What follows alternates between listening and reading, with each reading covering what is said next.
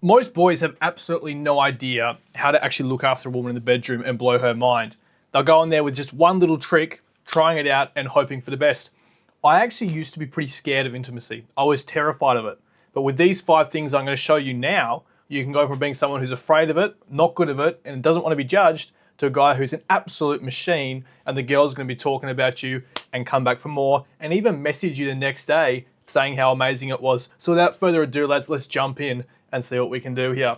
Do not be so naive that you go in and you think you're just going to stick it in, you're going to go away a few different positions, and that's going to be memorable. It's absolutely not. We cannot be doing that. We've got to start using all our weapons. We've got to use all the things available to us, and we've got to use them first. We want to try and set the mood. Use your hands, use your tongue, use your breath, use your words. All these things to get her into a state where she's elevated and sensations are going to feel so much better.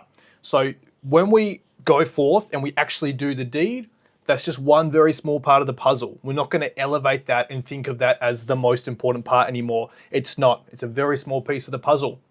The golden rule that you have to remember when you're going into this is that she always finishes first. That's absolutely non-negotiable. It has to be that way. Little known fact for you as well.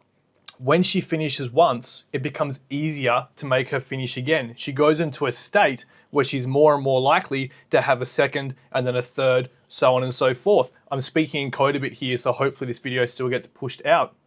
And a lot of guys do not take this mindset. A lot of guys do not go in there thinking, okay, how can I use my breath? How can I work her body a bit? How can I do like inner thighs, neck? All these different places are really, really good for elevating that vibe. But 99% of guys don't do it. Blows my mind. It makes no sense. So straight away here, just with tip 1, if you're integrating this effectively, if you're sticking with this, you're already ahead of 99% of guys. How easy is that? Moving on. Secondly, we want to understand the 3 core vibes or the 3 core scenarios that we're likely to find ourselves in the bedroom. First one, romantic, passionate. This is the sort of thing that you see on dating shows or you see in old-timey movies. Very lovey-dovey stuff. Talking eye contact, nice slow rhythm, soft touches, emotional depth. What we're really trying to do here is cultivate a very real connection. We're trying to have that real love involved. We want to feel really close to each other, right? Secondly, more primal mode, more dominant. Get into your gorilla energy, get into your caveman energy. That's where we're laying it down. That's where we're taking the lead. We're confident, we're controlled. We're not hesitating if we're going to do something new. We're not going, oh, maybe shift your leg a bit this way and then I'll slide in here. We're not doing that. If you want to change positions, just grab her, move her around. Obviously, make sure this is all happening consensually and everyone's having fun. But this can be a very good way to spice things up a bit, make it a bit different. Thirdly, get a bit playful with it. Let her be in control.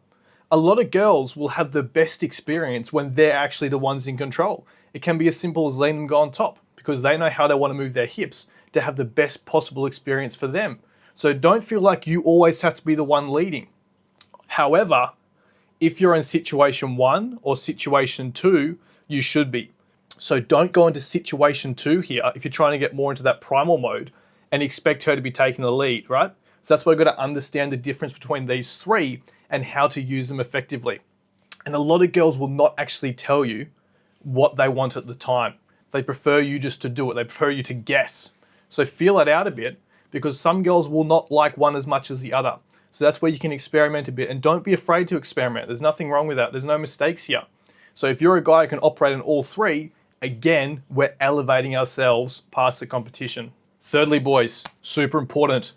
You can have the absolute best trick in the world. You could have a move that nobody's heard of before, that all the dating coaches would pay you $1 million to learn. However, if that's all you can do, you're still stuck. It's still not going to be good. If you go on a roller coaster, it could be the tallest roller coaster in the world. You ride it once, it's fantastic. You ride it 10 times, still fun, it's okay. You ride it 100 times, you're going to be bored out of your mind. We've got to take a similar mindset into the bedroom here. Same routine is going to kill that passion. We want to keep it feeling spontaneous, keep it feeling fresh.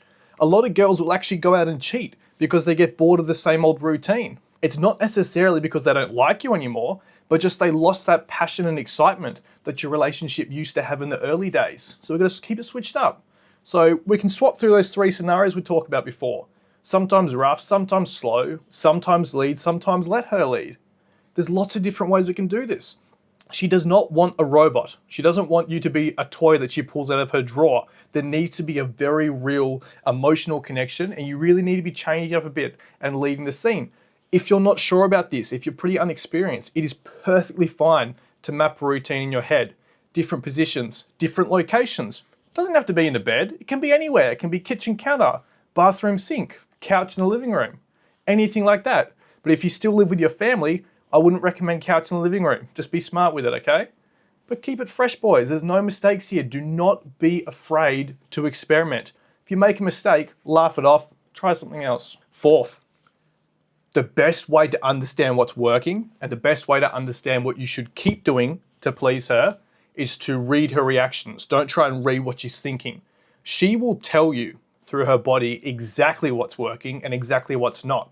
So don't go into it like a soldier trying to follow orders. Don't go into it like a math equation that 2 + 2 always equals 4. In this case, sometimes it doesn't. Relax a little bit. Don't overthink it. Get out of your head and read the scenario a bit. Don't be afraid to get into it and enjoy it yourself and go with the flow, because ultimately that's what it's about. This is not a test that we take at the end of the year to decide our grade. This is something you want to do for fun, something you want to enjoy. So adapt in the moment, and as I said before, do not be afraid to experiment.